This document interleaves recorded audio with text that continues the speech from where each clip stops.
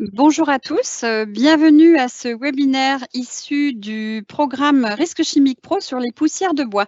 Je me présente Céline Huillier, responsable communication des risques professionnels à la CARSAT Alsace-Moselle. Cette réunion sera enregistrée et nous serons accompagnés par la régie communication de la CARSAT Alsace-Moselle.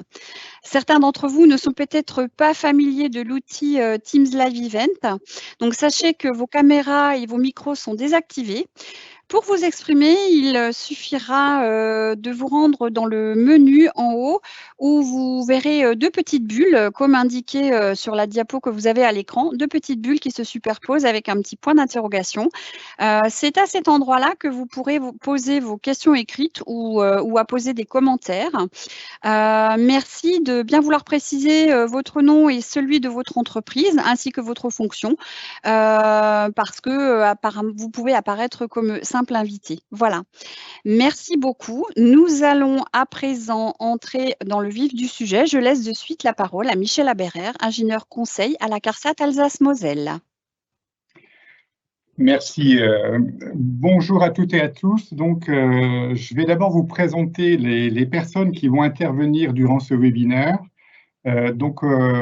J'interviendrai pour la première partie et ensuite c'est Romain Burly qui est contrôleur sécurité au CIMP. Alors le CIMP, c'est le Centre interrégional de mesures physiques de l'Est, qui est un de nos laboratoires qui intervient sur les entreprises du Grand Est pour faire des mesures physiques, comme son nom l'indique, et qui est basé à la CARSAT de Nancy, CARSAT Nord-Est basé à Nancy.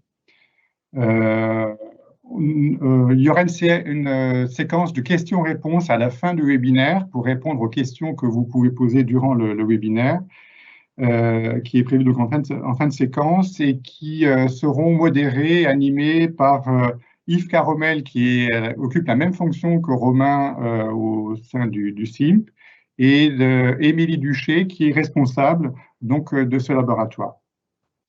Alors, ce webinaire, il est organisé par les CARSAT du Grand Est, à savoir Bourgogne-Franche-Comté, Nord-Est et Alsace-Moselle, dans le cadre du programme qui s'appelle Risque Chimique Pro, qui est animé par la CNAM et par les CARSAT au niveau des régions, et qui a pour vocation d'accompagner 5000 entreprises au niveau national dans l'évaluation et la gestion de leurs risques chimiques.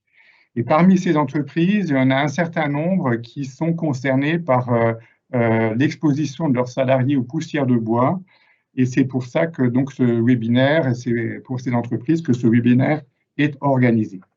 Alors, dans le déroulé de la présentation qu'on va vous faire, elle va se décomposer en gros en 3 temps. Il y aura d'abord un temps de caractérisation des poussières de bois, avec les aspects toxicologiques qu'on détaillera un petit peu.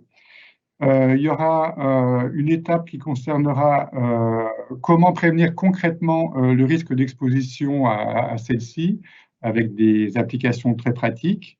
Et il vous sera présenté aussi un exemple de réalisation régionale dans une entreprise de la région.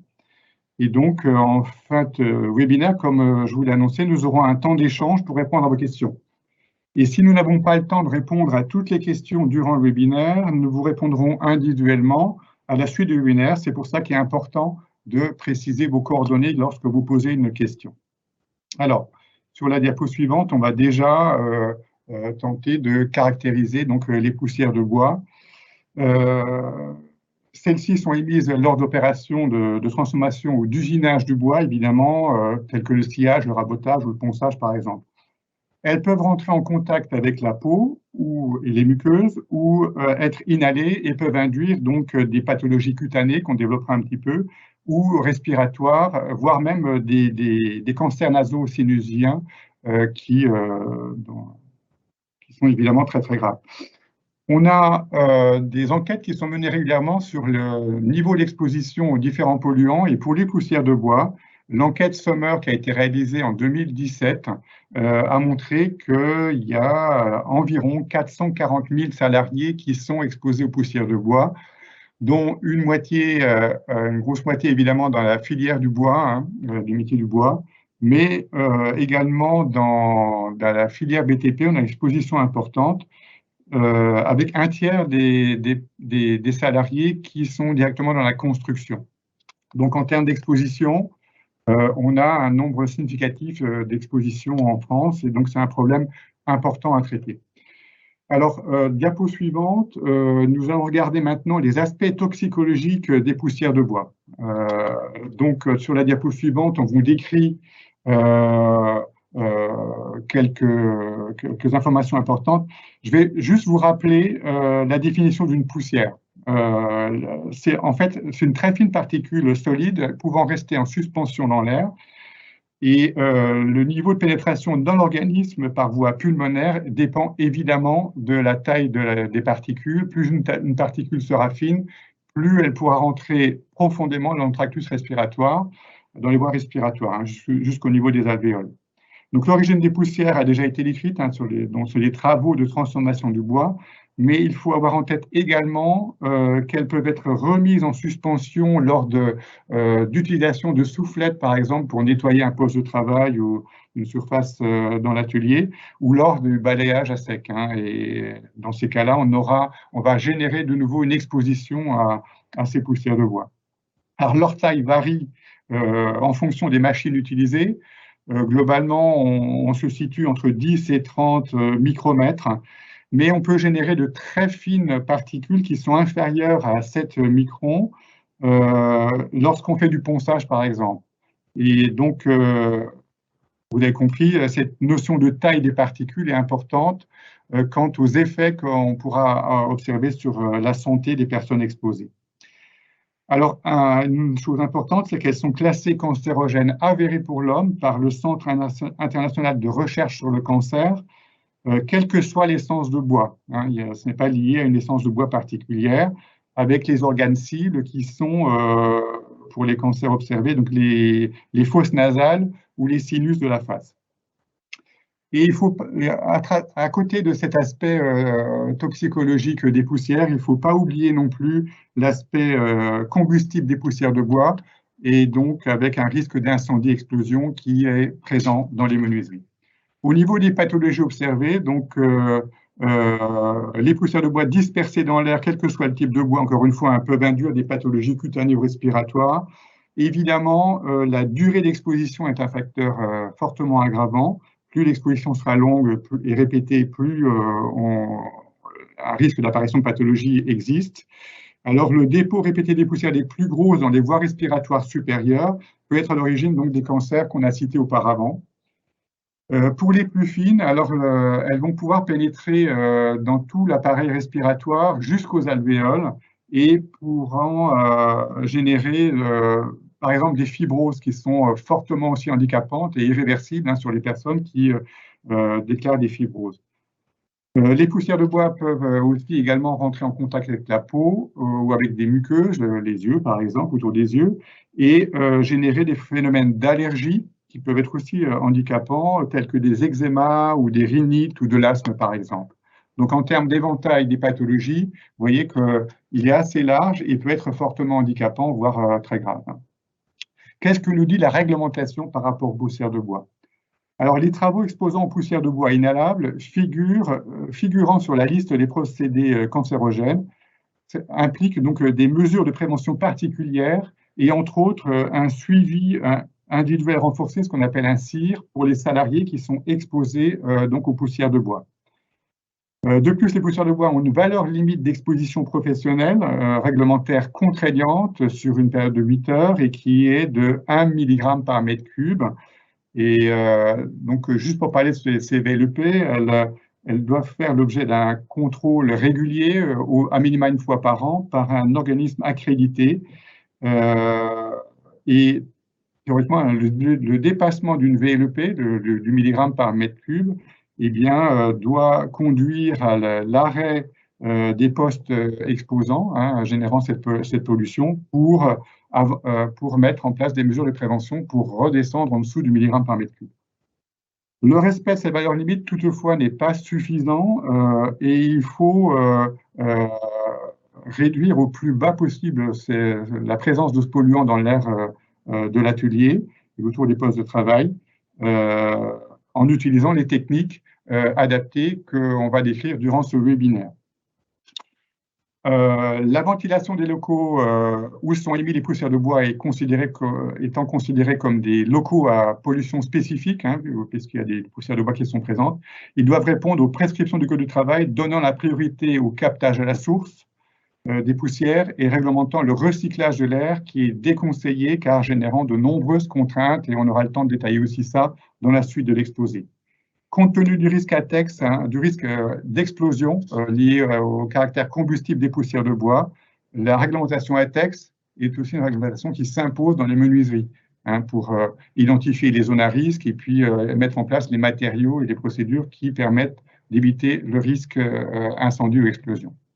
Alors maintenant, je vais vous présenter on va passer en revue la démarche de prévention qui devra être appliquée dans les établissements concernés, donc à l'exposition poussière de bois. Alors, du fait du caractère, sur la diapo suivante, du fait du caractère cancérogène des poussières de bois, des mesures de prévention spécifiques s'appliquent, à savoir, il faut d'abord commencer par évaluer les risques d'exposition aux poussières de bois. Ça paraît évident, mais concrètement, ça veut dire qu'il faut identifier les postes de travail qui sont concernés, qui sont émissifs par rapport aux poussières de bois, le degré d'émission de poussières de bois, et la durée d'exposition des opérateurs. Ça, c'est la première étape qui est très importante pour évaluer où se situe le risque dans les ateliers. Ensuite, il faut travailler à la réduction des émissions des poussières de bois. Alors, avec différentes méthodes, on peut passer par l'encoffrement des équipements, ce qu'on peut appeler aussi travailler en vase clos, comme par exemple dans le cas des machines à commande numérique qu'on peut rendre hermétiques, ou alors en captant les émissions à la source par des dispositifs intégrés aux machines ou alors aux équipements portatifs et qui doivent être raccordés évidemment à un système d'aspiration qui doit être également entretenu, etc. On peut travailler aussi sur la réduction du nombre de personnes exposées en isolant par exemple les postes de travail qui sont polluants dans l'atelier. Il faut réfléchir aussi à la réduction du niveau et de la durée d'exposition des salariés en pratiquant par exemple une rotation du personnel au poste à risque afin de limiter cette exposition individuelle des personnes qui travaillent dans l'atelier, ou en travaillant sur des procédures par exemple de nettoyage des locaux par aspiration plutôt que par balayage ou soufflette, ce qu'on a évoqué auparavant. Et puis un point important aussi, c'est la formation et l'information des opérateurs exposés. Formation, information sur les risques qu'ils encourent et sur les manières de s'en prévenir en utilisant les équipements de protection collective qu'on va détailler encore après dans le webinaire et les équipements de protection individuelle qui permettent donc de se protéger des risques. Sur la diapo suivante, il y a encore d'autres démarches qui s'impliquent, notamment l'information du médecin du travail qui va mettre en place un CIR, donc un suivi individuel renforcé des salariés qui sont exposés aux poussières de bois. Faire nettoyer régulièrement les vêtements de travail, ça c'est un point important que doit faire l'entreprise, c'est à elle de gérer ça. Contrôler à minima tous les ans l'efficacité du système de ventilation et de captage, ça c'est un point important. Et il faut penser en même temps à mettre à jour les documents, ce qu'on appelle les dossiers d'installation qui se réfèrent à ces équipements-là pour voir comment évolue l'installation et remédier si jamais il y a des écarts par rapport à ce qui existait au départ dans ce qui était dans l'ingénierie de départ du système. Et enfin, faire contrôler à minima une fois par an ou à chaque fois qu'il y a un changement notable de procédé ou d'exposition des salariés à la VLEP, comme nous l'avons évoqué auparavant. Alors maintenant, je vais passer la parole à Romain Verly qui va nous détailler comment traiter concrètement en entreprise les aspects techniques qui ont été effleurés jusqu'à présent. Donc Romain, c'est à toi. Oui, donc bonjour à tous. J'espère que tout le monde m'entend bien. Donc, moi, je vais vous parler des installations de ventilation, notamment. Mais en introduction, je dirais que l'installation de ventilation, c'est un dispositif central dans la prévention contre le risque chimique, mais ce n'est pas la seule mesure à prendre en compte dans sa démarche de prévention. C'est-à-dire que l'installation de ventilation va permettre d'aspirer les poussières, de les traiter, mais avant ça, on va essayer de voir ce qu'on peut faire pour réduire les émissions, comme par exemple lors de l'approvisionnement des matières premières, si vous approvisionnez des panneaux, veillez à ce que les matières premières arrivent propres, de façon à ne pas mettre des poussières en suspension pendant la manipulation. Travailler aussi sur les outils de coupe pour essayer de réduire les émissions, donc sur les lames de scie, l'affûtage et les modèles qu'on choisit.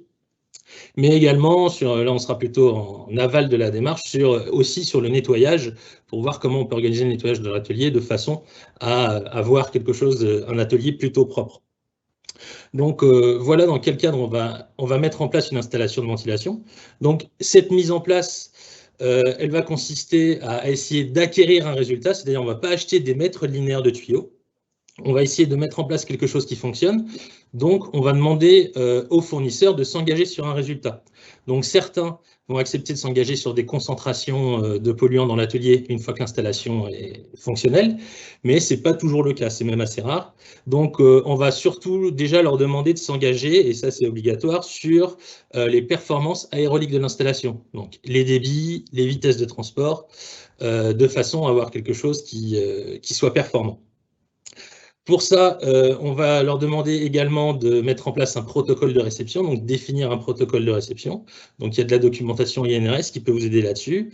Des liens seront disponibles sur les diapos en fin de présentation. Et pour que lui puisse s'engager, de son côté, l'entreprise va devoir analyser ce besoin et établir un cahier des charges, de façon à savoir ce qu'elle veut acheter et quels sont les objectifs à atteindre. Donc, sur la diapo suivante, on va voir qu'une installation de ventilation, c'est constitué de 4 éléments distincts. Le premier, c'est le dispositif de captage. Comment on va faire pour capter les poussières? Le deuxième, ça va être le réseau de transport. Comment on va transporter l'air capté jusqu'à l'extérieur et les poussières? Et enfin, la troisième partie, un élément d'épuration, un élément de filtration qui va permettre de rejeter l'air à l'extérieur des locaux sans qu'il soit trop pollué. La quatrième partie, c'est le dispositif de compensation. Mais ça, on fera une petite parenthèse là-dessus tout à l'heure parce que ce dispositif peut être plus ou moins indispensable dans certaines conditions. Donc, on va commencer par parler du captage des polluants. Donc, le captage des polluants, le dispositif de captage, c'est l'élément essentiel de votre installation de ventilation. Pourquoi? Parce que vous avez beau avoir la meilleure installation du monde derrière, si jamais votre captage n'est pas efficace, qu'est-ce qui va se passer? Vous allez aspirer de l'air propre, ou en tout cas, vous n'allez pas capter bien les poussières, et donc vous n'allez pas assainir l'atelier, ce qui n'est pas le but recherché. Par contre, cependant, c'est que les installateurs ne sont pas toujours très exigeants sur ces dispositifs de captage dans le cadre des poussières de bois. Pourquoi? Parce que généralement, ils sont déjà intégrés à la machine. Donc, les modifications peuvent être un peu plus compliquées. Et des fois, ça peut entraîner l'apparition d'autres risques. Donc, si jamais on vient à changer ces dispositifs de captage, notamment lorsqu'ils sont intégrés au protecteur mécanique, il faut peut-être refaire une certification derrière. Pourtant, c'est quelque chose qui doit être étudié de façon à obtenir un résultat satisfaisant. Alors, après, un captage efficace des polluants, ça va impliquer de traiter toutes les machines.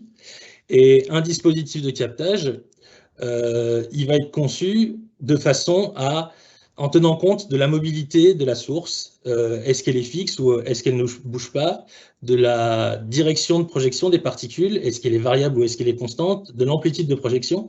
Donc, on va étudier ces paramètres-là pour essayer de concevoir un dispositif de captage efficace. Après ça, on va mettre en place un débit d'aspiration. Et ce débit d'aspiration, il va être très variable suivant le type de machine utilisée. Ça peut aller de quelques centaines de mètres cubes à plusieurs milliers dans le cadre des commandes numériques. C'est des choses qu'on peut voir de temps en temps. Et donc, ce débit de captage, pour le connaître, on a plusieurs sources d'informations. Ça peut être soit les recommandations du fabricant de la machine. Il y a un groupe de normalisation aussi qui a travaillé dessus de façon à définir les débits de captage par type de machine. Donc ça, c'est encore une fois, on peut le retrouver dans les documentations INRS, notamment le guide de ventilation numéro 12. Et après, quand on n'a pas d'autres solutions, il y a aussi une technique qui consiste à appliquer une vitesse de captage dans les piquages de 25 mètres par seconde. Mais ça, c'est vraiment quand on n'a pas d'autres informations à disposition. Donc, dans le cadre des machines à bois, comme on va le voir sur la diapo suivante, on peut être confronté à des problématiques qui sont liées à la vitesse de rotation des outils de coupe. C'est-à-dire que les outils de coupe vont tourner environ entre 40 et 80 mètres par seconde, donc ça va impliquer des vitesses de projection importantes pour les particules. Et l'application d'un débit d'air pour essayer d'attirer ces particules est souvent compliquée à mettre en place et voire inefficace.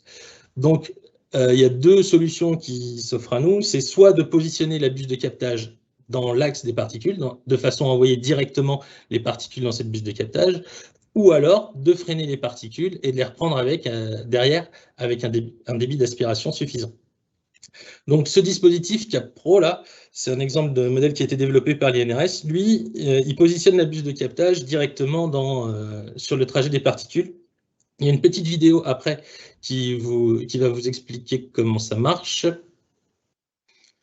On a sur la gauche du dispositif, à l'intérieur de la cape, on a le couteau diviseur. Donc, les particules sont envoyées à l'opposé, vers la droite.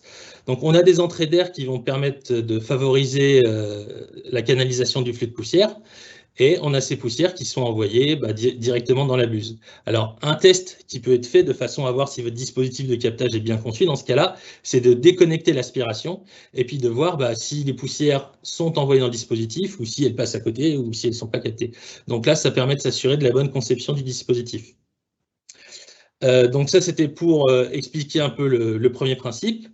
Ensuite, le deuxième principe, c'est freiner les poussières avant l'aspiration. On va le voir sur la diapo suivante avec le dispositif CapRad. Donc, ce dispositif CapRad, lui, il vient positionner des balais sur la trajectoire des particules. Ces balais vont permettre de freiner les poussières et ensuite le débit d'aspiration va servir là pour le coup à remonter les poussières dans la tuyauterie et à l'envoyer dans le réseau de transport. Donc, de la même façon, on a un petit film ensuite qui présente un peu le fonctionnement de ce dispositif. Donc voilà, on voit que dans le cas d'un dispositif mal conçu, ça peut partir à côté. Là, en se mettant vraiment dans l'axe des poussières, les poussières vont être freinées et derrière, on va pouvoir les reprendre par aspiration. Donc après, ce qui est intéressant, c'est ce qu'on va voir à la fin, c'est que si on réalise des découpes en angle, le dispositif est pivotant et il permet encore et toujours d'être bien positionné dans l'axe des poussières. Donc ça, c'est deux exemples concrets de l'INRS pour expliquer ces principes de positionnement de buse ou de frein de poussière. Après, il y a d'autres dispositifs qui existent, notamment pour les toupies avec CapTool, les scies à ruban ou même les machines à commande numérique. Et donc, il faut savoir que les plans de ces dispositifs, ils sont libres de droit et ils sont accessibles depuis le site de l'INRS. Pour Cap Pro, c'est un peu différent puisque le brevet a été racheté par une société qui s'appelle Girardeau et qui commercialise ce produit sous le nom CapGir. Après, c'est disponible chez eux, mais après, il faut savoir que d'autres fabricants proposent des modèles similaires avec des bus de captage vraiment positionnés à l'avant, parce que ce qu'on a tendance à voir, c'est les bus de captage plutôt positionnés au-dessus ou à l'arrière. Et là, on est beaucoup moins performant.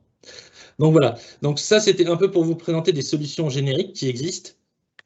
Après, au niveau des entreprises, les entreprises sont aussi capables de développer des dispositifs de captage adaptés à leur situation. Et là, ce que vous voyez à l'écran, c'est une buse de captage qui a été fixée sur le patin d'une ponceuse à bande étroite et donc qui permet de suivre le déplacement du patin et donc de suivre la source d'émission dans ces déplacements.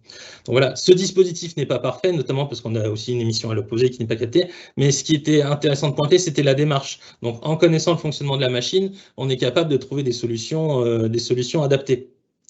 De la même façon, ce qu'on a pu voir aussi de temps en temps, c'est un anneau aspirant qui est positionné autour d'un forêt de perçage ou une buse de captage qui est positionnée à l'extrémité du guide d'une toupie, donc pour récupérer les poussières. Donc évidemment, les entreprises s'intéressent à ça pour protéger leurs salariés, mais pas que, parce que ça permet aussi de gagner du temps sur le nettoyage ou en qualité de production, ça peut éviter des reprises, des finitions. Donc il y a d'autres intérêts à développer ou à améliorer le captage sur ces machines.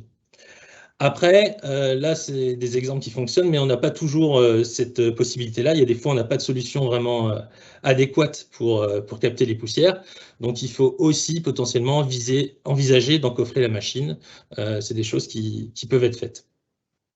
Donc, maintenant qu'on a capté correctement les poussières, on va essayer de les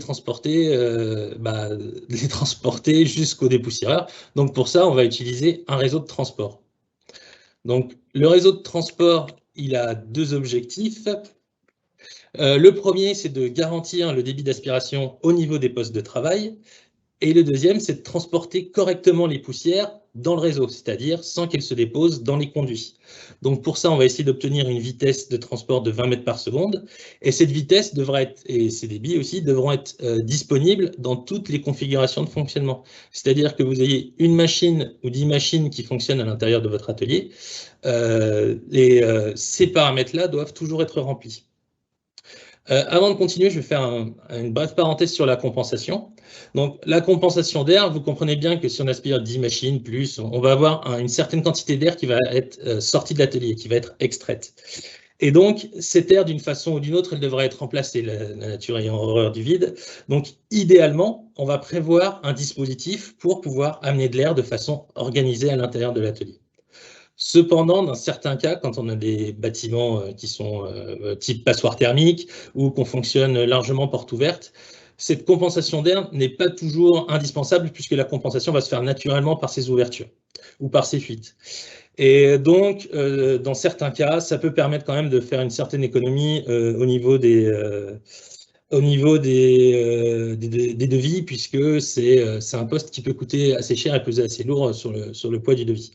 Par contre, si vous avez une construction neuve, récente ou un bâtiment RT 2012, la compensation mécanisée devient un peu plus indispensable. Donc voilà, maintenant sur la diapo suivante, on va vous montrer un peu ce qui se passe dans un réseau de transport lorsque les vitesses de transport ne sont pas respectées. Donc là, c'est un exemple dans une menuiserie où les vitesses de transport étaient comprises entre 5 et 9 mètres par seconde. C'est un film qui a été fait à l'aide d'un endoscope. Et donc, on voit bien qu'on a une couche de poussière qui se forme dans le bas de la conduite. Donc, cette couche de poussière va entraîner déjà au départ une perte d'efficacité, une baisse des performances de l'installation. Par la suite, la surcharge peut entraîner un risque d'effondrement du conduit. Et enfin, la présence de ces poussières peut générer des atmosphères explosives, donc augmente le risque d'incendie-explosion. Au-delà de ça, l'entreprise, là, dans ce cas-là, avait décidé de nettoyer par elle-même les conduits. Il faut savoir qu'ils travaillaient du lundi au vendredi, donc les salariés qui étaient revenus le week-end pour nettoyer les conduits n'étaient pas vraiment ravis. Donc, pour éviter ce genre de situation, on a différents types de réseaux qu'on peut mettre en œuvre. Et l'important, c'est que ces types de réseaux soient adaptés au fonctionnement de vos ateliers. Donc, sur la diapo suivante, je vais vous présenter le premier type de réseau, qui est le réseau en épi. Donc, ce type d'installation correspond très bien si vous avez un fonctionnement fixe de vos machines. Si une grande majorité de vos machines, 75-80%, fonctionnent en permanence. À ce moment-là, ce type de réseau est parfaitement adapté. Sa conception impose d'aspirer en permanence toutes les machines. C'est-à-dire, on va le dimensionner pour l'ensemble du parc machine et elles seront aspirées en continu, que la machine soit utilisée ou non, de façon à ne pas créer de dysfonctionnement. Un inconvénient de ce type de réseau, c'est que les modifications sont plus compliquées. Si vous devez remplacer une machine, en ajouter une, il peut y avoir une grande partie du réseau à reprendre et voir si le ventilateur va pouvoir supporter les modifications qu'on lui impose. Donc voilà, sur la diapo suivante, il y a un exemple d'installation, une photo d'installation. Voilà un réseau en épi. Donc, idéalement, ce type de réseau n'a pas besoin de registre pour fonctionner. Si on le conçoit de façon parfaite, il n'y a pas besoin de mettre de registre. Il est équilibré par sa conception. Après, dans la vraie vie, on a souvent la présence de registres de réglage. Et ces registres doivent servir uniquement à régler et équilibrer le réseau. Ce qu'on voit souvent, et c'est le cas sur cette photo-là, sur la machine de droite, ce qu'on voit en haut de la tuyauterie, c'est un registre qui va permettre de mettre en marche ou de couper l'aspiration sur ce poste de travail. Et donc, cette manipulation-là va entraîner une perte de débit dans les conduits de section plus importante, dans ce qu'on va appeler les collecteurs. Et donc, cette perte de débit va entraîner une chute des vitesses et donc potentiellement un dépôt de poussière. Donc, c'est vraiment quelque chose à proscrire. Si on met en place des registres pour le réglage, ils doivent être verrouillés ou positionnés hors de portée des opérateurs de façon à ne pas entraîner de déséquilibre de fonctionnement sur le réseau. À la base, ça part d'un bon sentiment, c'est pour faire des économies d'énergie, éviter d'extraire inutilement de l'air de l'atelier, mais ça peut engendrer des dysfonctionnements par la suite. De plus, c'est assez contre-intuitif pour les utilisateurs, parce qu'en fermant ce registre-là, au niveau des autres postes de travail, on va avoir une inspiration qui est un peu plus importante. Et donc, on va avoir l'impression d'aspirer mieux sur les machines. Mais il faut penser que sur le global de l'installation, ça peut être néfaste. Alors, ça, c'est dans le cadre d'un fonctionnement fixe. Après, sur un fonctionnement qui est plus variable, il y a d'autres solutions qui sont possibles. Donc là, c'est les réseaux qu'on appelle en étoile avec entrée d'air additionnelle. Donc, dans ce cadre-là, on a un collecteur principal qui est équipé d'une entrée d'air additionnelle. Et cette entrée d'air additionnelle va permettre de venir compenser les variations de débit. Les autres machines sont reliées au niveau du collecteur et l'aspiration devient disponible ou pas sur la machine à travers un registre qui est idéalement asservi à son fonctionnement. C'est-à-dire quand on va mettre en route la machine, le registre va s'ouvrir et va permettre l'aspiration des poussières à ce poste-là. Et suivant les différentes variations, cette entrée d'air additionnelle positionnée sur le collecteur va permettre de venir compenser les variations de débit et donc de garantir dans le collecteur principal un débit suffisant et satisfaisant pour avoir les 20 mètres par seconde. Donc après, sur la diapo suivante, on a deux photos d'exemples de réseau. Donc voilà à quoi ça ressemble. Sur la photo du haut, on voit une entrée d'air positionnée à l'intérieur et sur la photo du bas, une entrée d'air additionnelle positionnée à l'extérieur. Donc chacune peut avoir ses avantages. En la positionnant à l'intérieur, vous avez la possibilité d'extraire des polluants qui pourraient stagner en partie haute, qui pourraient être regroupés sous le plafond. Donc d'épurer un peu l'air de votre atelier. Et sur la photo du bas, lorsque l'entrée d'air est positionnée à l'extérieur, du coup, on ne va pas extraire inutilement de l'air de l'atelier, on va plutôt le prélever à l'extérieur, il va faire que traverser l'atelier et ressortir au niveau de l'équipement de filtration. Et donc, on va entraîner moins de déperdition calorifique et ça peut permettre des économies d'énergie. Donc, dans le cadre des menuiseries, on est plutôt sur cette deuxième option. À savoir que ce type d'installation est adapté quand même à la grande majorité des menuiseries. Et aujourd'hui, au sein du réseau, c'est un peu notre préférence technique. Ensuite, le troisième type d'installation, c'est les installations à débit variable. Donc, dans ce cas-là, les machines sont reliées directement au groupe d'extraction-filtration et le ventilateur va être équipé d'un variateur qui va permettre d'adapter le débit d'aspiration à la demande du parc machine. Donc, ce qu'on peut voir sur la diapo suivante, c'est que malgré tout, ce type d'installation, ça engendre beaucoup de tuyauterie. Il y a aussi une régulation à faire, donc tout ça, ça a un coût. Et donc, on va plutôt le réserver aux installations de grande capacité parce que ces éléments-là vont permettre aussi de gagner en consommation électrique en l'ajustant vraiment à la demande. Et donc, il faut quand même un minimum de fonctionnement, de capacité pour que ça soit intéressant. À savoir aussi que la plage de fonctionnement du variateur, ce n'est pas de 0 à 100%, on serait plutôt sur une fourchette qui va de 50 à 100%, et que donc, il faut quand même un minimum de machines qui tournent pour que ça reste efficace. La multiplication des tuyauteries engendre aussi un autre point, une autre interrogation, c'est qu'est-ce qui se passe au niveau des clapets d'isolation, des clapets anti-retour, des clapets isolation ATEX sur l'ensemble des conduits. Donc tout ça, c'est des questions à se poser. Il faut regarder s'il y a vraiment un intérêt économique à mettre en place ce type d'installation. Donc voilà, on a fait le tour des trois grandes familles de réseaux qui existent. Après, suivant les cas de fonctionnement, on peut avoir aussi différentes choses, des modèles hybrides, comme par exemple des réseaux en épi avec une entrée d'air additionnelle. Ce n'est pas quelque chose qu'on va préconiser en conception, mais par contre, c'est une solution qui peut permettre de venir corriger une installation avec un fonctionnement un peu bancal, en venant soulager les ventilateurs et en permettant d'avoir les bons débits dans les diamètres principaux. Donc voilà pour les réseaux de transport. Par la suite, on va parler donc des éléments de filtration. Si on passe à la diapo suivante.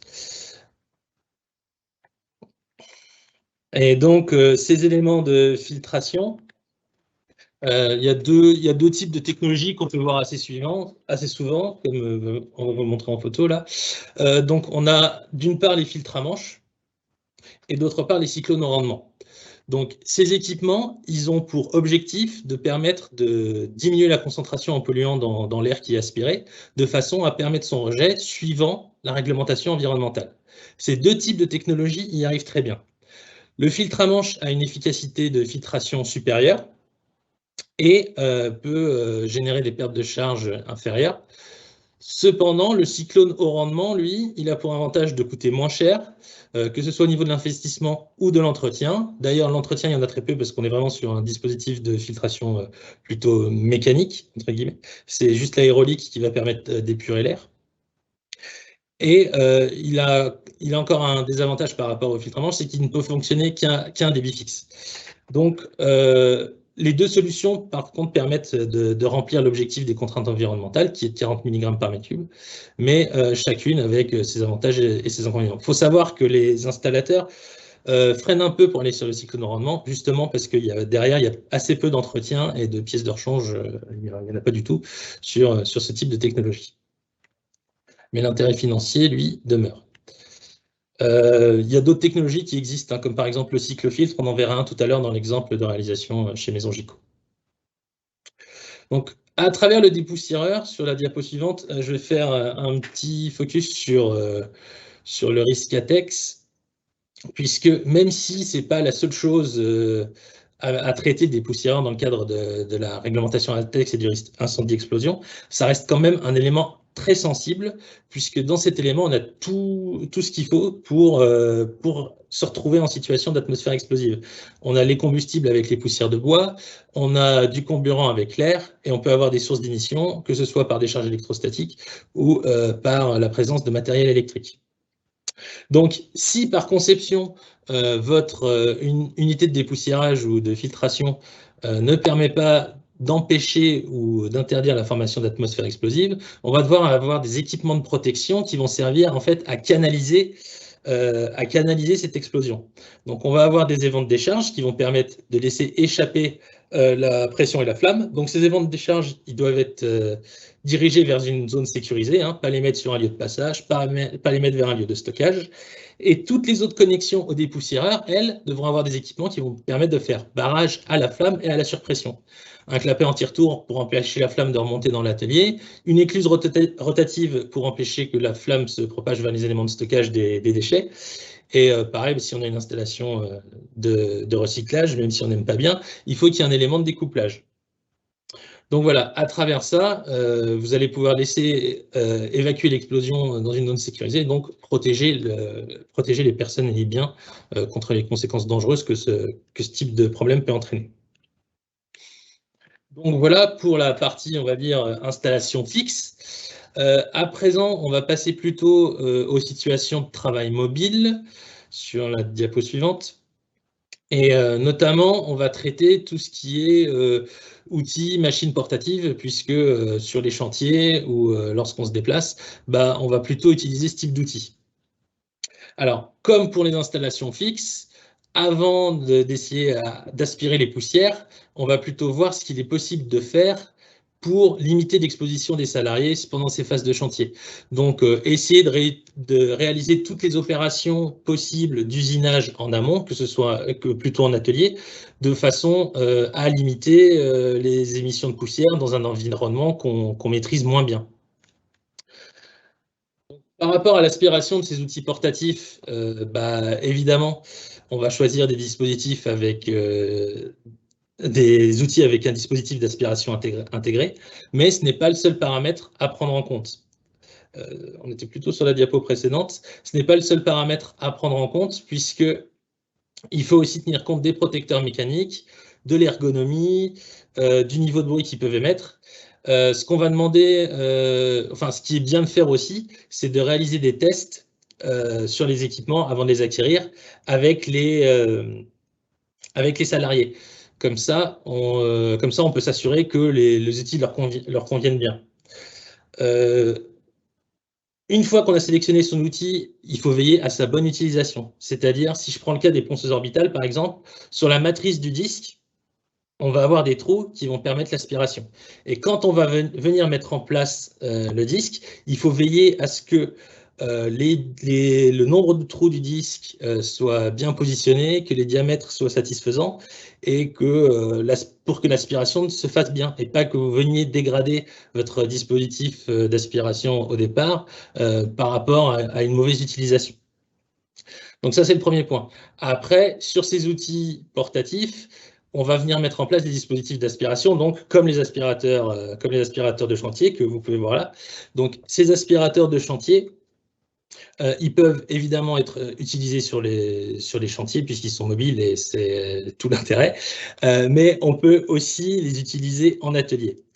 Donc, ce n'est pas une solution idéale parce que ça va recycler les poussières à l'intérieur de l'atelier, mais certains peuvent être reliés à un conduit qui va permettre d'évacuer les poussières à l'extérieur du local où on se trouve. Donc, comme on est sur des poussières de bois, il faut veiller à la compatibilité avec les poussières combustibles. Et aussi, comme les poussières de bois restent un produit cancérogène, il faut avoir une classe de filtration élevée. Donc, on va demander une filtration de classe H, et c'est ce qui est recommandé, et la classe M, elle, reste tolérée. Une autre problématique qui est par rapport à ces aspirateurs, et pourquoi des fois ils ne sont pas utilisés alors qu'ils sont disponibles, c'est par rapport à la connexion avec les outils. Donc, bien penser à ça. Il y a des dispositifs, des adaptateurs qui existent, donc il faut en acquérir si c'est nécessaire. Et en action à plus long terme, ce qui est envisageable, c'est d'essayer d'uniformiser un peu les types de connexions, que ce soit entre les outils ou les aspirateurs, donc regarder l'un ou l'autre lors du remplacement de l'acquisition de nouvelles machines, de façon à ce que la connexion se fasse simplement. Parce que c'est un peu dommage d'avoir ces équipements et qu'ils ne soient pas utilisés parce qu'on a du mal à les relier au dispositif d'aspiration. Donc ensuite, qu'est-ce qu'on a d'autre? On peut avoir sur la diapo suivante des dispositifs du type ensacheur. Donc ce genre de dispositif propose des débits d'aspiration un peu plus élevés. C'est à proscrire en atelier parce qu'on a ces problématiques toujours d'ATEX et de recyclage. Mais par contre, sur des chantiers en extérieur, ça peut rester une solution acceptable parce que ça permet de ne pas diffuser des poussières partout dans l'environnement et donc de les connecter à un endroit. Après, si jamais on n'a pas réussi à trouver de solution d'aspiration satisfaisante, ou même pour certains travaux, le port des EPI peut rester une nécessité. Donc, il faut là aussi un niveau de protection élevé. Aujourd'hui, tout le monde connaît les masques FFP2, mais là, on va même vous demander du FFP3. Et c'est pas toujours facile à faire porter aux salariés, c'est parfois un peu difficile à accepter. Alors, un premier pas, c'est pas forcément suffisant, mais un premier pas, ça doit être déjà de les informer sur les risques sur la santé, notamment sur le côté cancérogène des poussières, pour essayer de faciliter l'acceptation et puis d'essayer un peu de les convaincre pour les phases particulièrement exposantes. Donc voilà pour cette partie chantier, situation de travail mobile, on va dire. À présent, on va voir les activités annexes qui sont liées aux poussières de bois, que ce soit le nettoyage ou la gestion des déchets. Donc, tout d'abord, le nettoyage. Donc, le nettoyage, il faut savoir que ça peut être une source d'exposition importante sur un temps très court. Pourquoi? Parce que pendant ces phases de nettoyage, on va avoir tendance à remettre les poussières en suspension par l'utilisation du balai ou de la soufflette, comme l'a déjà évoqué Michel tout à l'heure. Et donc, ces poussières remises en suspension, à un moment ou à un autre, vont être inhalées par les opérateurs. Bon, même si le monsieur à gauche là, est très bien protégé, que ce soit au niveau des voies respiratoires ou des oreilles, parce que la soufflette engendre aussi cette problématique de bruit. En une minute, vous avez mangé votre dose quotidienne d'exposition. Il faut savoir que plutôt que de remettre ces poussières en suspension, on va préférer procéder par aspiration. Donc, ça implique une organisation du nettoyage. Donc, c'est mettre à disposition des salariés des moyens pour pouvoir faire ces nettoyages par aspiration, donc des aspirateurs ou une centrale haute dépression, comme on va le voir par la suite, mais également de prévoir un temps pour le faire. C'est-à-dire que ce temps doit être intégré au poste de travail. Un nettoyage à minima en fin de poste, ça semble cohérent puisque ça évite le lendemain ou au poste suivant de revenir patauger dans les poussières de bois qui sont encore présentes, et il peut devenir plus régulier si c'est nécessaire pour des raisons de production ou parce que l'empoussièrement est trop important. Donc sur la diapo suivante, je vais vous présenter un dispositif qui est la centrale haute dépression. Donc là aussi, c'est un réseau d'aspiration.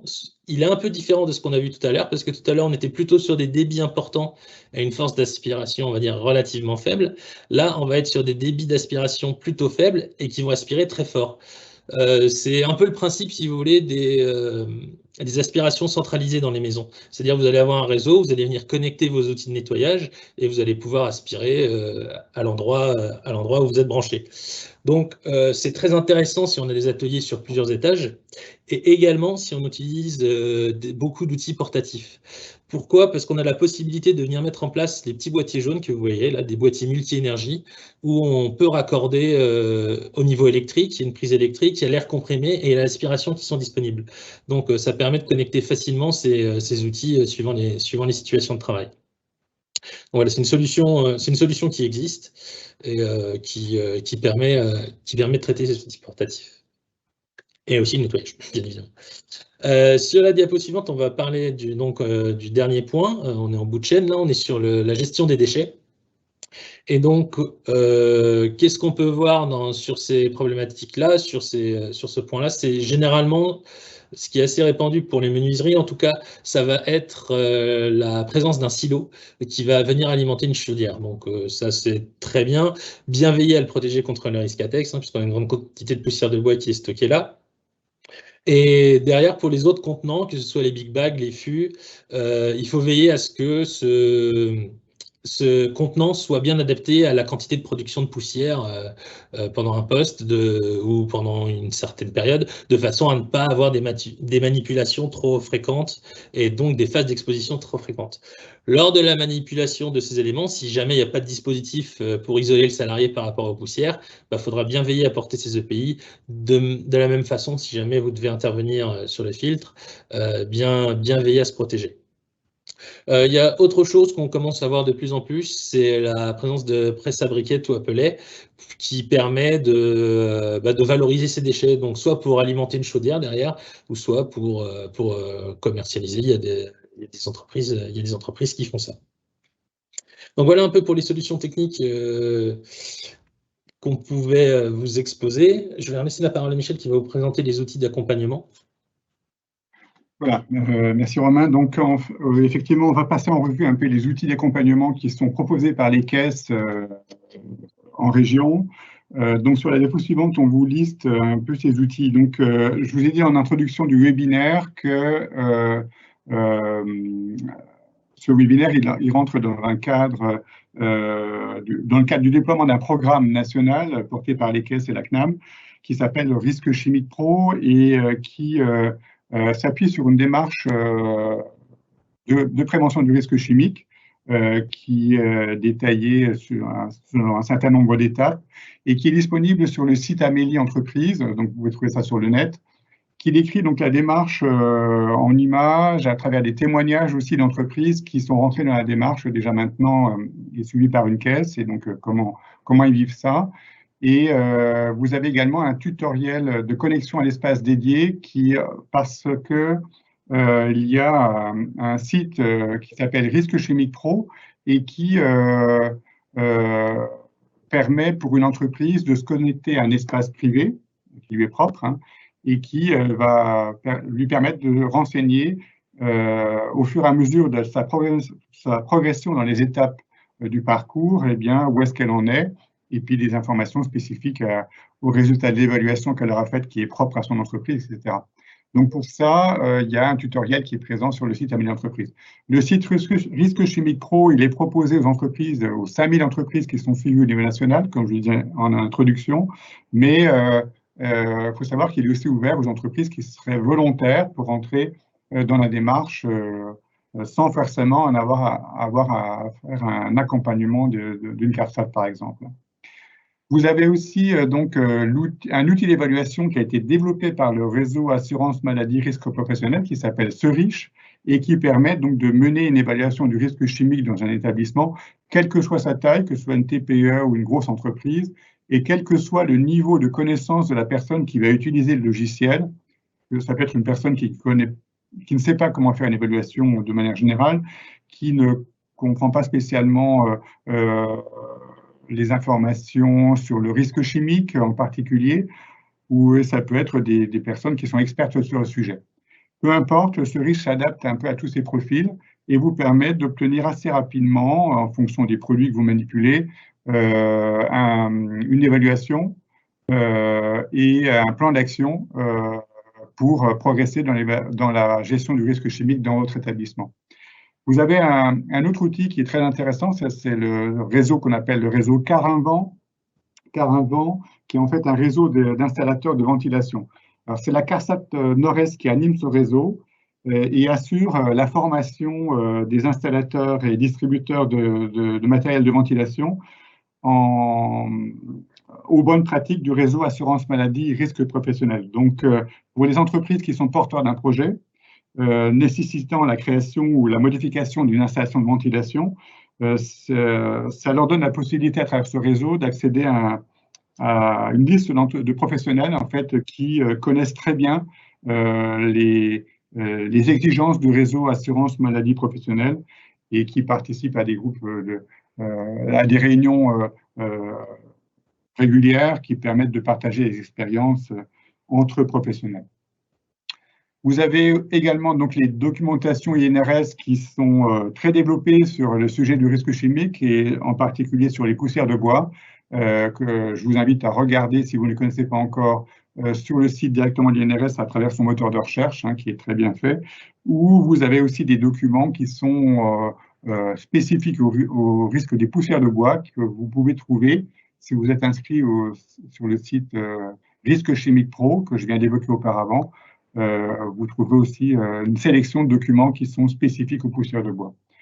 Vous avez également à disposition des formations qui sont proposées par les caisses. Alors, renseignez-vous auprès de vos caisses pour savoir à travers leur catalogue formation, qu'est-ce qu'ils proposent comme formation.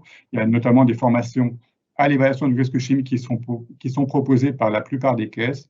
Mais vous avez aussi des auto-formations que vous pouvez faire à distance qui sont proposées par l'INRS, notamment sur les notions de base sur le risque chimique, par exemple, ou sur la compréhension qu'on peut avoir des informations qui sont dans les fiches de données de sécurité. Donc, auto-formation, vous faites à distance chez vous, à la vitesse que vous voulez, et qui vous permettent, à travers un questionnement en fin de formation, de valider votre formation. Et vous avez des webinaires donc, qui sont proposés, et c'est bien l'objet de notre réunion d'aujourd'hui. Voilà donc un certain nombre d'outils et sur la diapo suivante, les caisses régionales proposent des aides financières pour aider les entreprises qui veulent investir dans des solutions de prévention pour les aider donc à investir dans leur entreprise. Alors il y a deux types d'aides qui existent, ce qu'on appelle les subventions prévention TPE qui s'adressent aux entreprises de moins de 50 salariés sur des codes risques spécifiques qui permettent un déploiement de solutions de prévention qui sont prédéfinies à l'avance, selon un cahier des charges, avec des informations qui sont disponibles sur Internet concernant ces subventions TPE. On a un autre type d'aide qui s'appelle donc du contrat de prévention qui s'adresse aux entreprises de moins de 200 salariés et qui peuvent s'adresser aux entreprises dont la branche professionnelle a signé une convention, en gros, avec la CNAM. Et donc là, c'est une négociation entre un agent d'une CARSAT et l'entreprise sur ce qui va être financé ou cofinancé entre l'entreprise et puis la CARSAT. Alors, ce qu'il faut savoir aujourd'hui, c'est qu'on est dans une situation un peu particulière parce que les différentes subventions proposées par la CNAM ou les CARSAT ont rencontré un tel succès depuis le début de 2021 que la plupart des caisses ont un budget pour les aides financières qui est aujourd'hui épuisé. Mais malgré tout, moi, ce que je vous invite à faire, c'est de consulter régulièrement le site de votre CARSAT de référence, enfin la CARSAT de votre région, pour savoir comment évolue cette situation-là au niveau du budget, d'une part. Et d'autre part, je vous invite à prendre connaissance des conditions d'obtention d'un contrat de prévention ou d'une subvention prévention TPE parce que vous pourrez, en cas de volonté dans votre entreprise ou de besoin d'investir dans un équipement de prévention, eh bien, préparer votre dossier pour que dès que les budgets se débloqueront, parce que ça arrivera un jour, eh bien, vous soyez prêt à faire une demande de subvention prévention ou de négocier un contrat avec votre caisse. Alors, spécifiquement pour la problématique des poussières de bois, il y a une subvention prévention TPE qui est proposée, que vous pouvez consulter sur le site Amélie Entreprise, et qui permet le financement en partie donc, de box et laboratoires de préparation de peinture, les cabines de peinture et de vernissage, des enceintes de séchage de pièces peintes ou vernies et des équipements de nettoyage d'outils, par exemple. Et vous avez aussi la possibilité pour les entreprises qui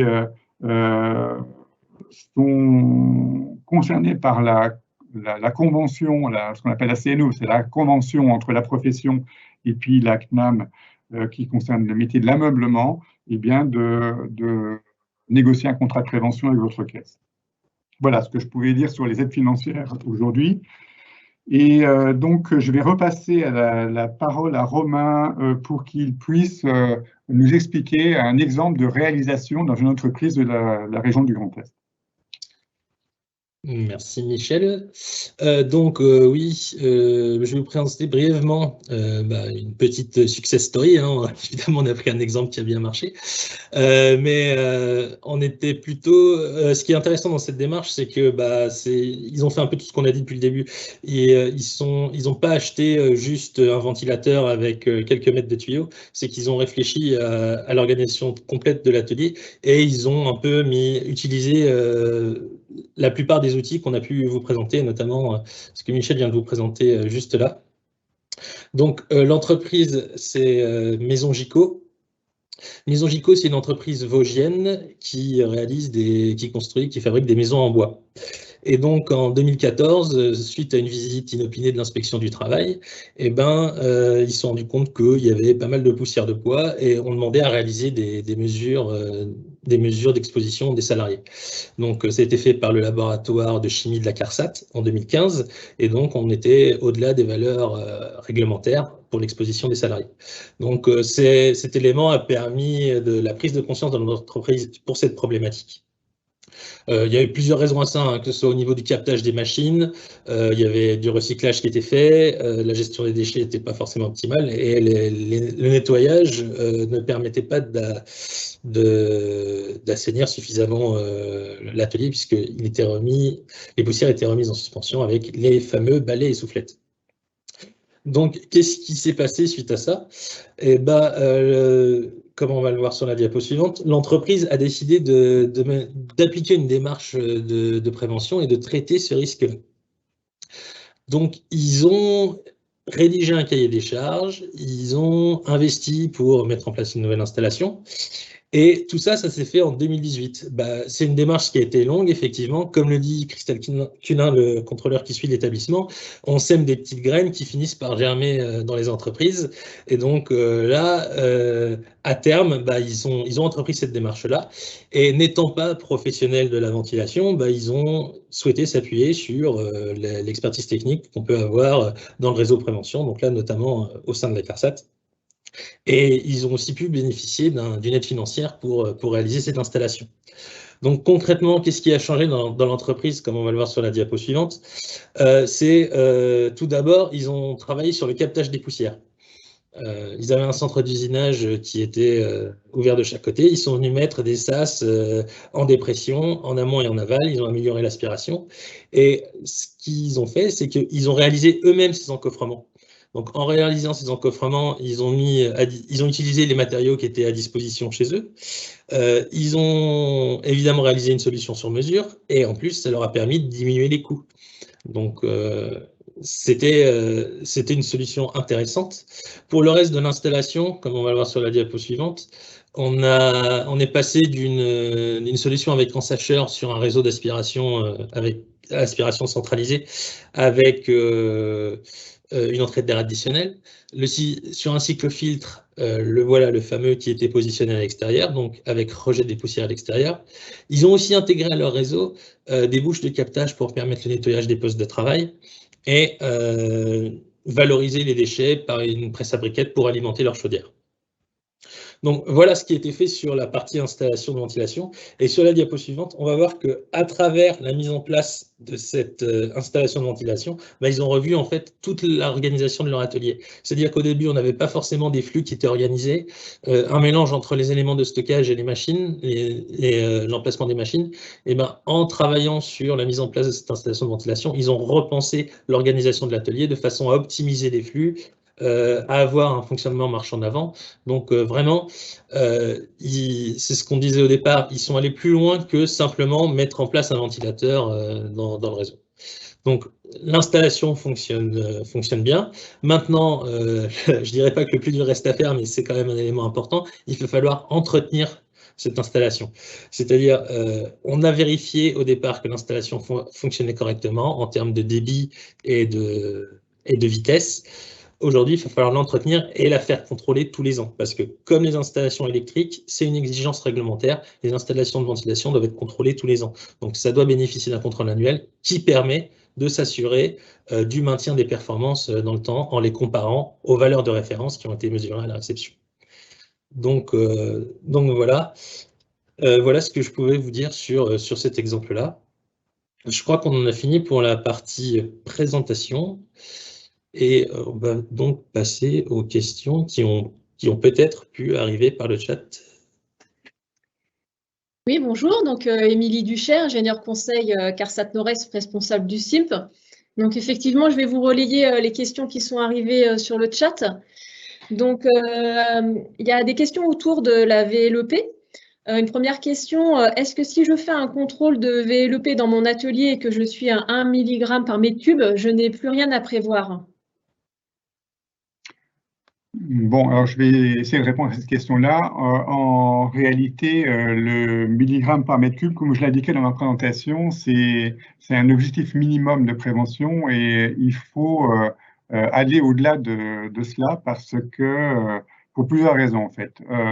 D'une part, d'un point de vue réglementaire simplement, si on regarde l'aspect réglementaire, les principes généraux de prévention qui sont définis au niveau européen et qui s'appliquent en France définissent bien le fait qu'on doive utiliser toutes les techniques actuellement possibles pour réduire au minimum l'exposition, notamment à un cancérogène, puisque là, on l'a bien compris, donc on a affaire à un polluant qui peut avoir des effets cancérogènes, et dans ces cas-là, il faut essayer de réduire le plus bas techniquement possible. Et il y a d'autres raisons qui poussent à dire cela. Si vous voulez, les VLEP, elles sont définies pour une population de travailleurs, donc en santé normale, mais elles ne tiennent pas compte forcément,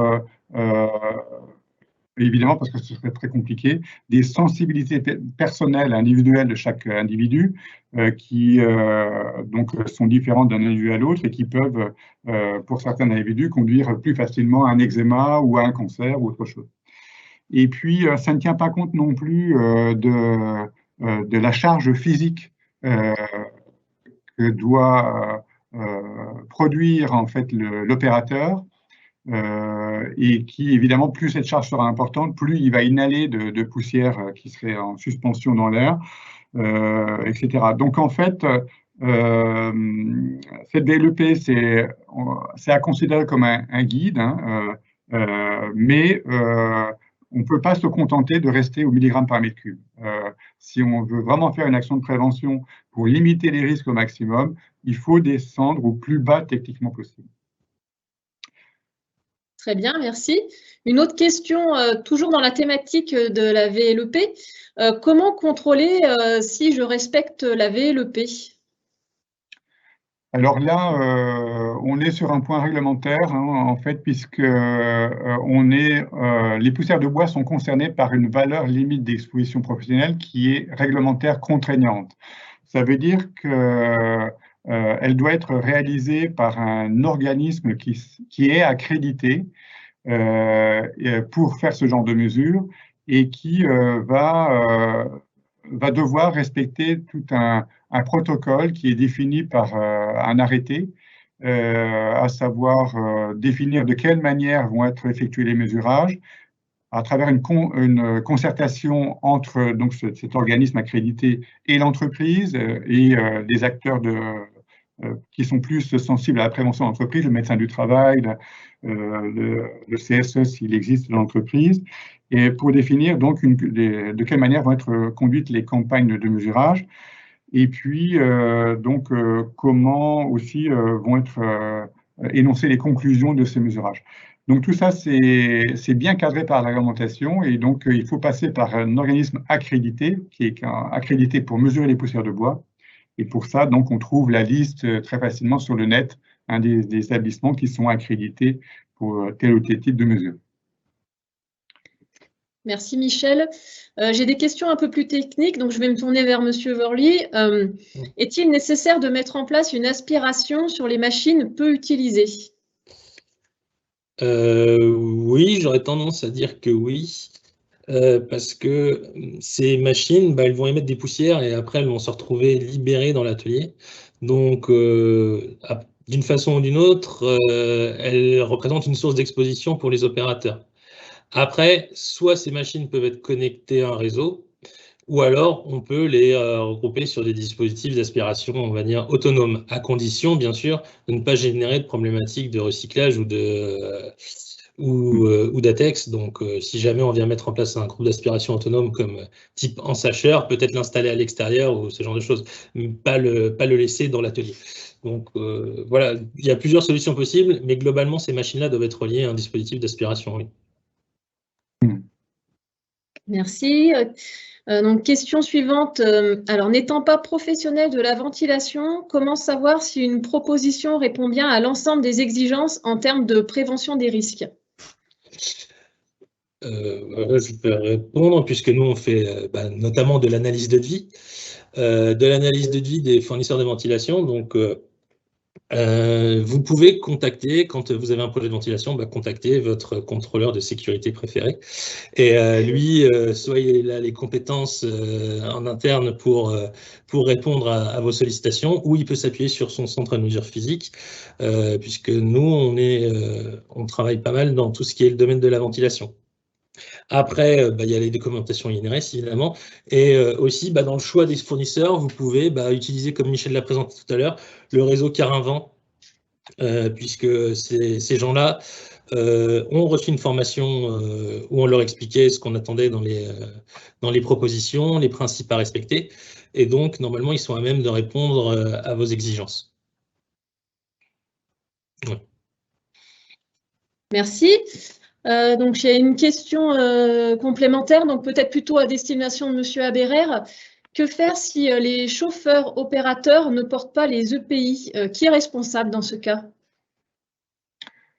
Alors, c'est le chef d'entreprise qui est responsable de ce qui se passe dans l'entreprise, peu importe le sujet dont on parle, et notamment sur la prévention des risques, sur la santé au travail. C'est lui qui doit définir ou alors organiser cette définition dans l'entreprise pour savoir quels sont les EPI qui sont les mieux adaptés par rapport à l'activité et par rapport aux risques qui sont présents dans l'établissement.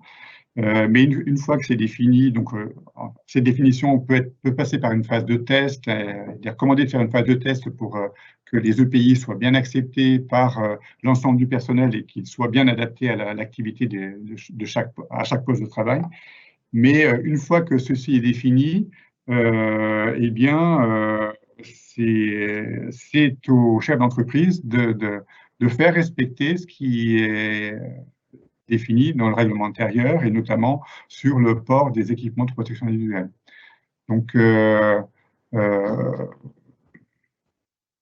c'est comme ça qu'en tout cas, la réglementation est définie et c'est de toute façon logique puisque les moyens qui sont dédiés à la prévention des risques sont définis par le responsable de l'entreprise. Très bien, merci.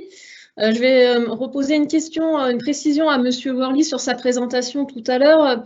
Une question, pouvez-vous rappeler comment accéder au plan des dispositifs de captage?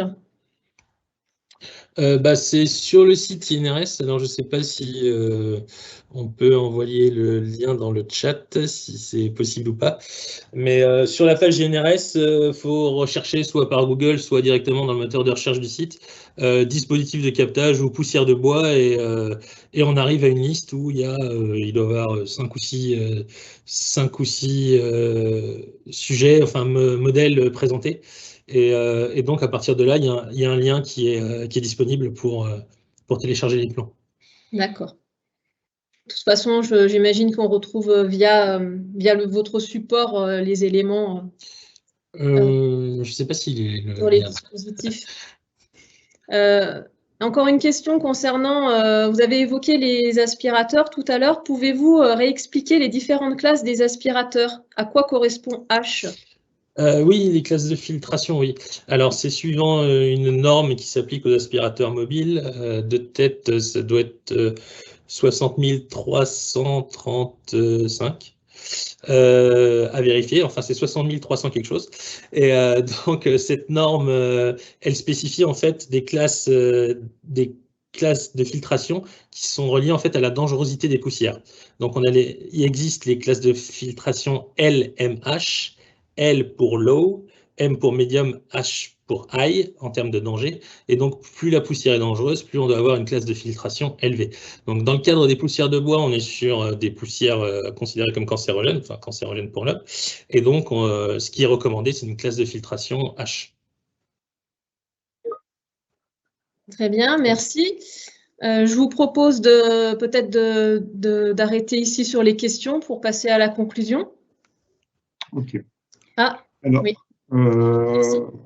Oui, sur la diapo suivante, en fait, vous trouverez dans la présentation qui seront accessibles une liste en fait de documents qui vous permettent d'aller plus loin dans la connaissance du sujet. Des documents INRS, de l'OPP, BTP, la fiche FT08 développée par la CARSAT Nord-Est qui permet donc de définir les exigences minimales de prévention pour établir un cahier des charges vers un fournisseur, et d'autres documents de l'INRS qui sont très utiles pour mieux appréhender encore ces notions. Je tiens à remercier les organisateurs, les intervenants à ce webinaire et aussi les participants pour vos questions en fin de webinaire. Je voulais vous dire aussi que vous allez recevoir rapidement un mail qui contiendra les éléments suivants. Il y aura le PowerPoint utilisé durant cette présentation qui vous sera proposé. Il y aura également donc un questionnaire d'évaluation qui vous permettra de vous exprimer par rapport au contenu de ce webinaire. C'est un retour important pour nous pour essayer d'améliorer nos webinaires. Et vous aurez un lien aussi sur un replay qui vous permettra de revisionner ce webinaire lorsque vous le désirez. Je vous invite à vous rapprocher de vos CARSAT, parce que je sais qu'il y a des personnes, des entreprises qui ne sont pas uniquement dans le Grand Est, de vous rapprocher de vos CARSAT respectives en cas de besoin d'aide plus personnalisée par rapport à votre établissement. Donc, n'hésitez pas à le faire, les CARSAT sont là pour vous aider. Et vous avez effectivement encore une page qui va vous donner les contacts CARSAT pour le Grand Est. Alors, cette fois-ci, pour la CARSAT Alsace-Moselle, Bourgogne-Franche-Comté et Nord-Est, si vous avez des questions qui vous viendraient après le webinaire. En tout cas, merci à tous. Et puis, je vous dis à bientôt pour d'autres événements de ce type. Merci beaucoup. Au revoir.